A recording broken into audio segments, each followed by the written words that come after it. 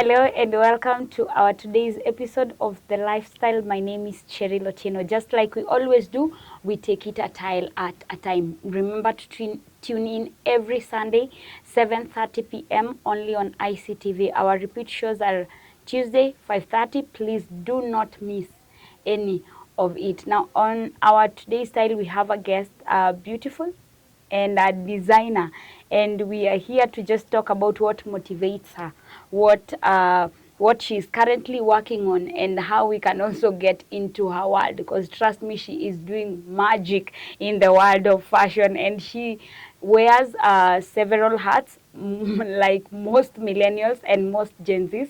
Please help me welcome my today's guest. Karibu sana. Asante. You're welcome to the show. Thank you. Yeah. So please introduce yourself. My name is Feizah Geraldine. Yeah.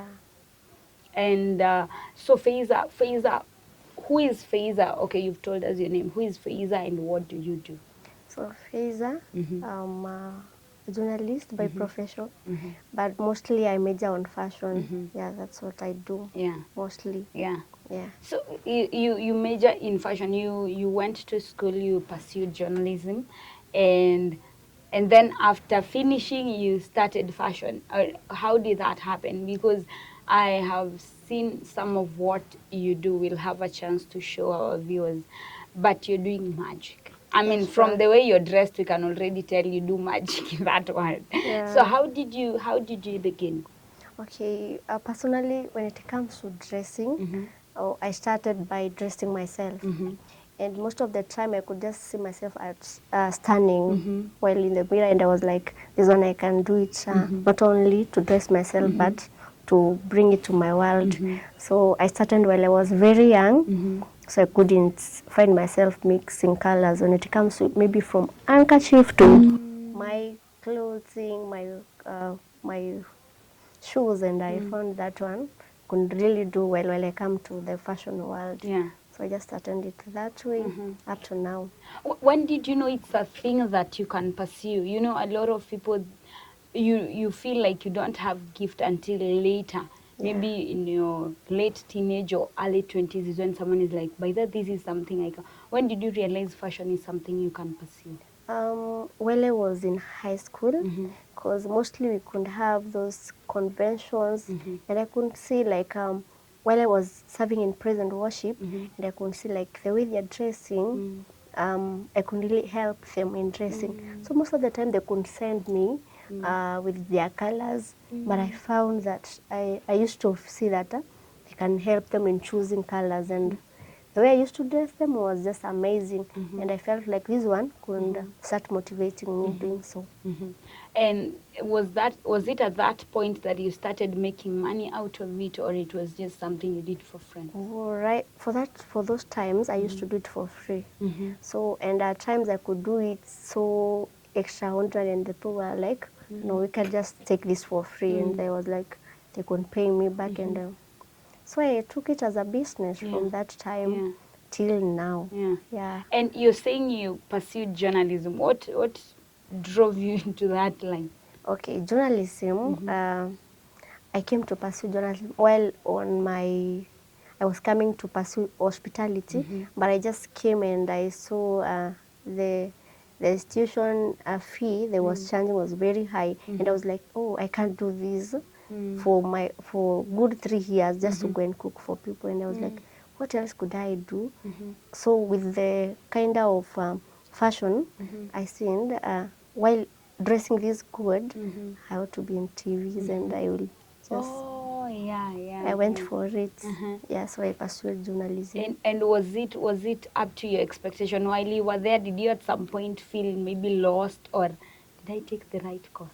Yes, I found lost because while I was schooling, most of the time I could find myself outside dressing people. Like most of the time I'm in class, but I'm not really doing the journalism part. I'm still in fashion. So while I was completing my course, so I just took the fashion way.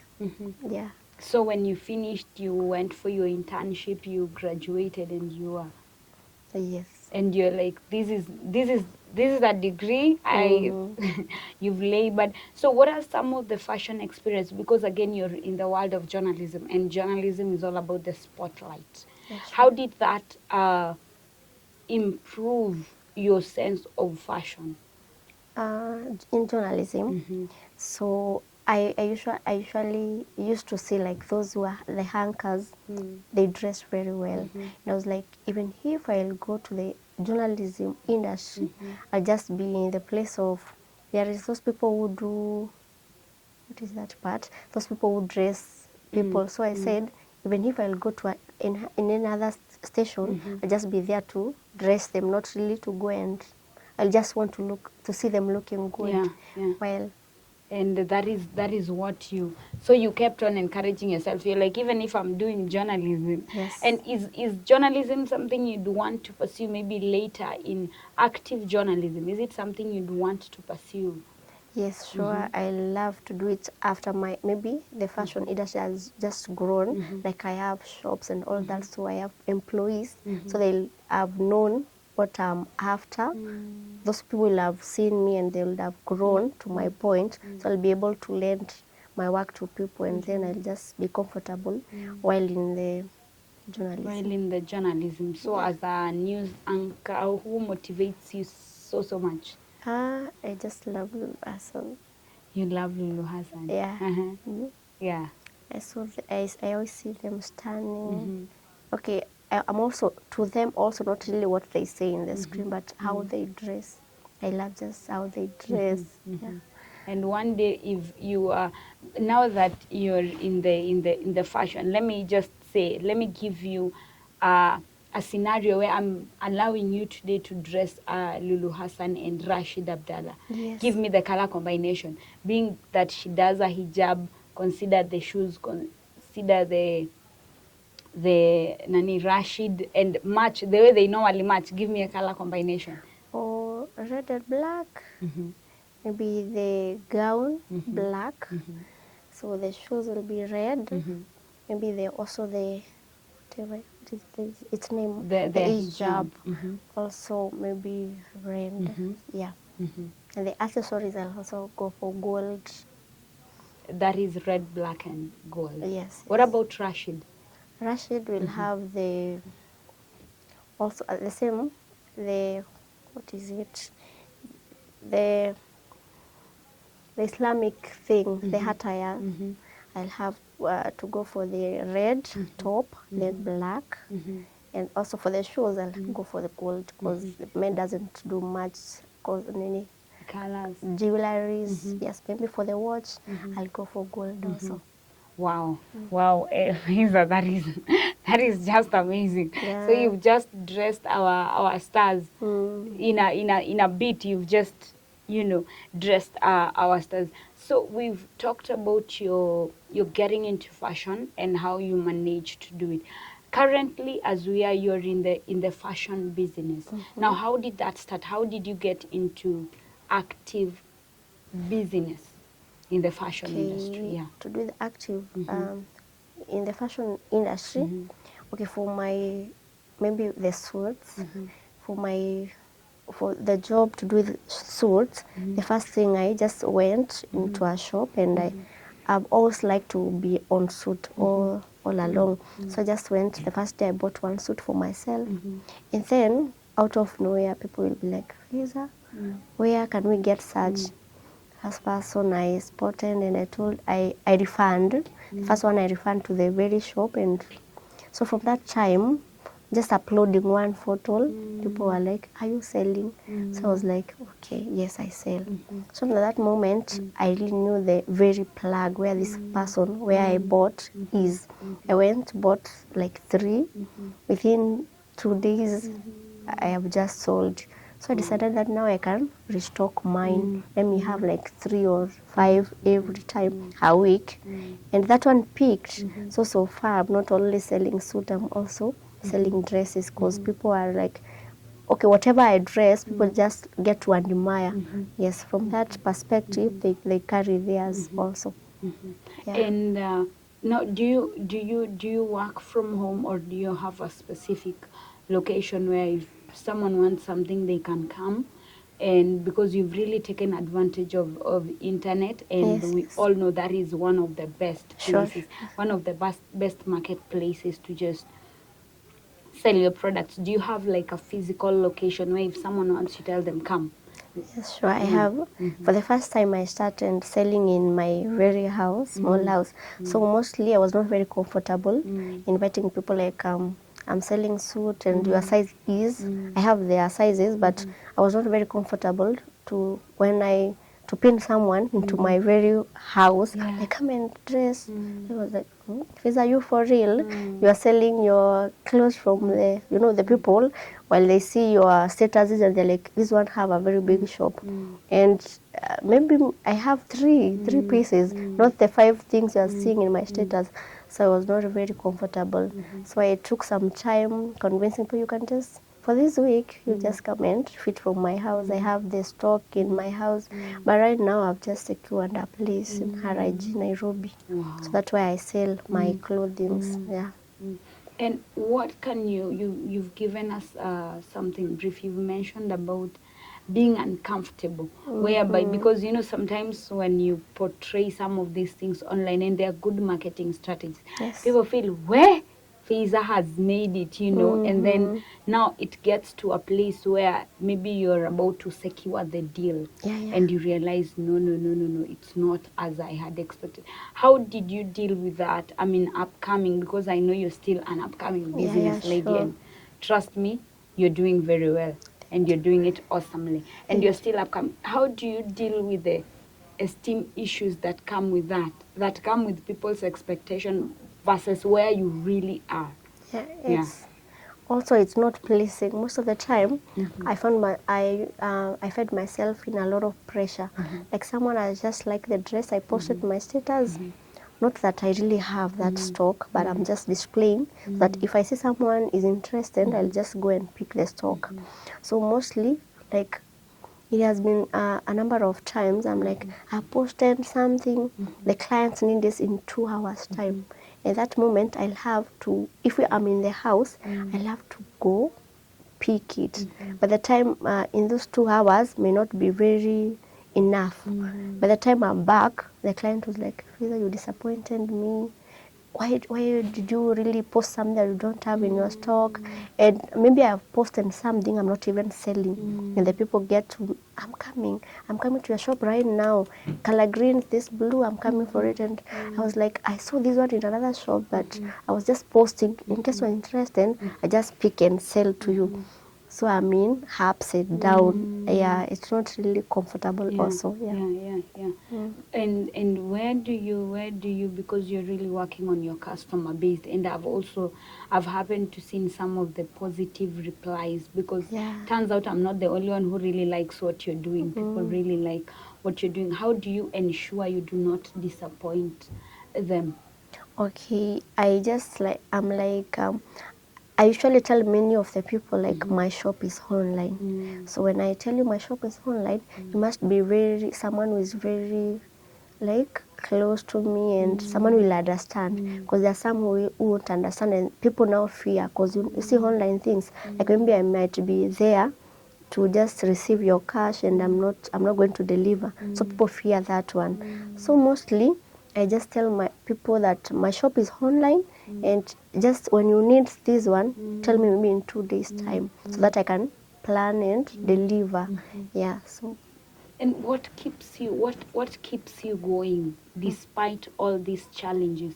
First of all, how much did it take to begin? Because when we see thriving people, a lot of people will see Feizah, and the first thing itakuwa woishi hata iringe kwa mimi, ama I can't do it because I don't have as much money. yeah. Or I can't start because, we have a lot of excuses why we are not getting up and pursuing that which we love. Okay. Yeah. At times, okay, most of the people, they are after, when I have 100K, that's the very time I could maybe start a mutumba, to sell mutumba clothes or maybe the suit or something. But myself, I started with 0 coin, just dressing myself. I just dressed myself very well, people are like, Feizah, I'd love to dress such the way you are. Tell them, tomorrow, can you just send me your money? Just bring the same thing. Of course, I'll have added maybe 100 shillings or maybe 200 shillings so that I'll get for my transport. I'll have something for my pocket as well. So I started with a 0 coin, just dressing myself, and not really you have to have 200k to start a boutique or something.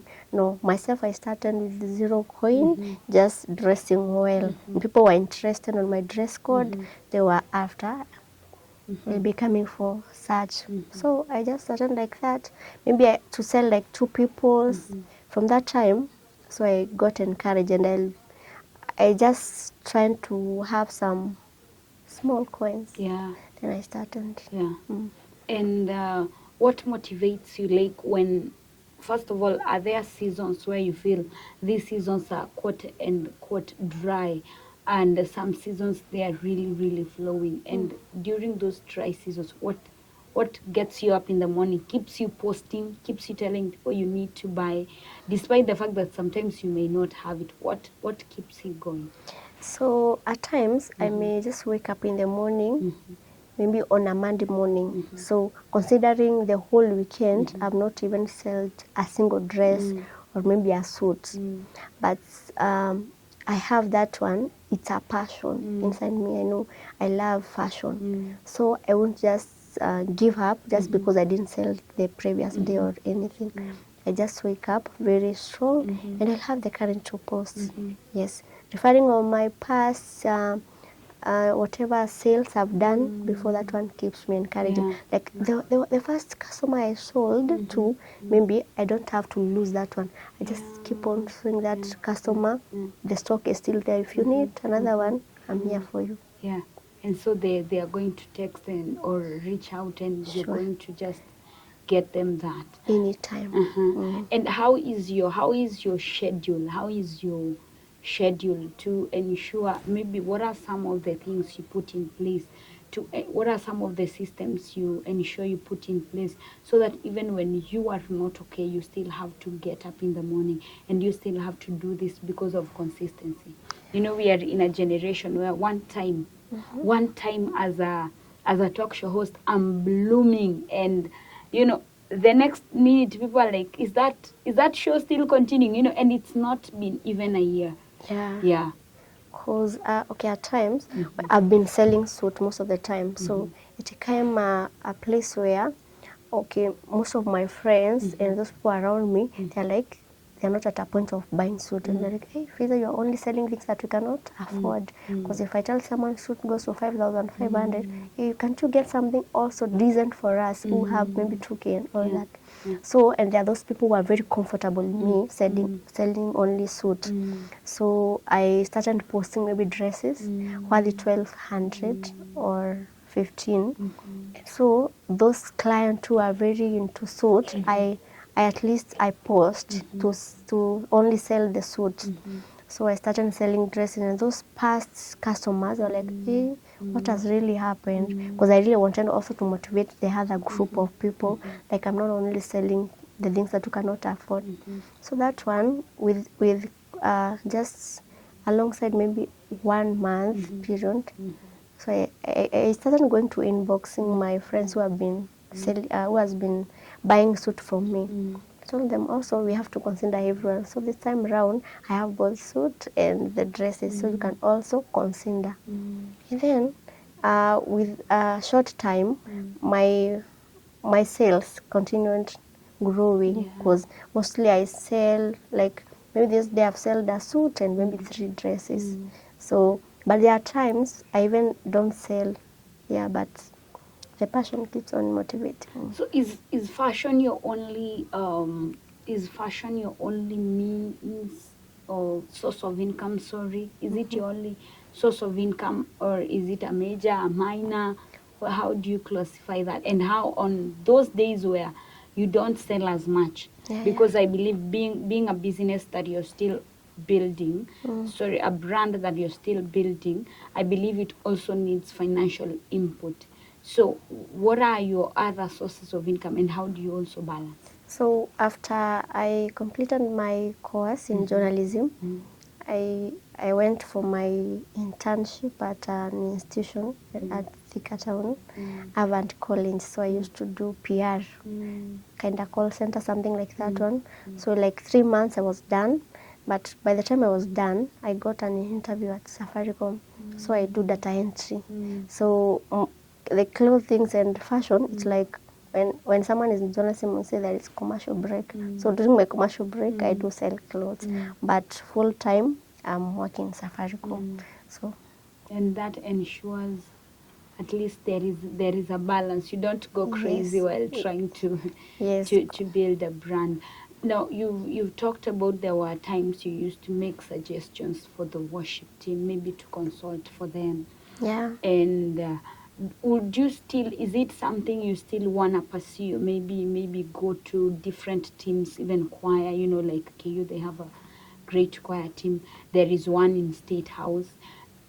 Have you maybe tried to reach out so that they can do a fashion consult with you? So far, I've not managed, but nowadays, mostly all things are into connections. Like, actually, maybe you are Cheryl and you are in this present worship. Maybe you will prefer buying your clothes for myself, but the rest of the team, maybe this one has a plug this way, and they're not comfortable.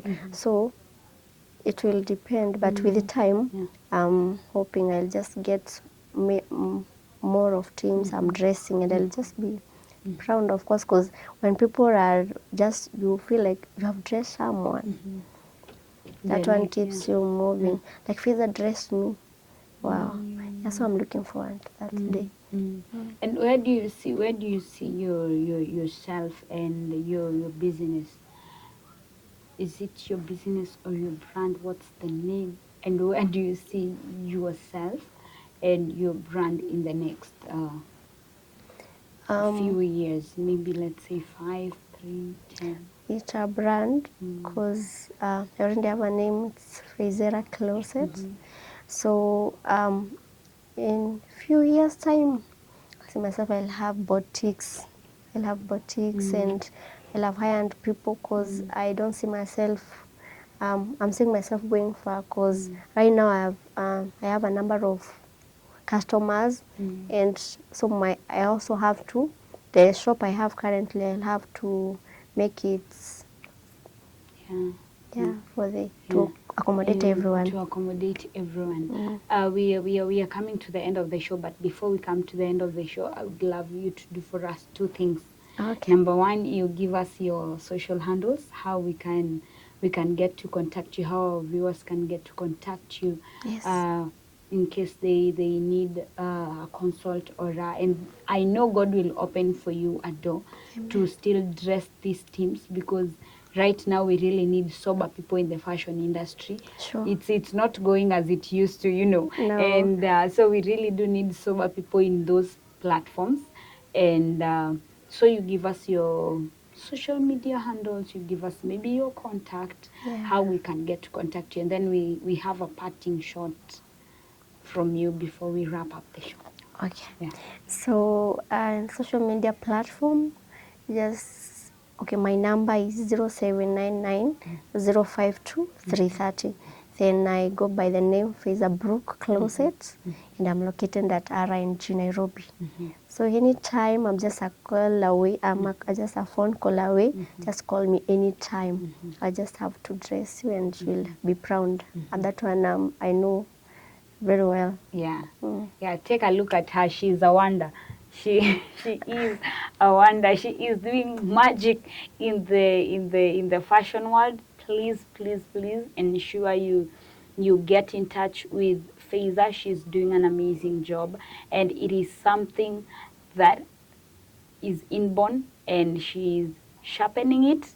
I got that right. She's sharpening it, and she is also looking very, very sharp. So please get in touch with Feizah. Get yourself some good suits, some good dresses, gentlemen. I'm sure Feizah will tell you whether she has something for you in the next few years.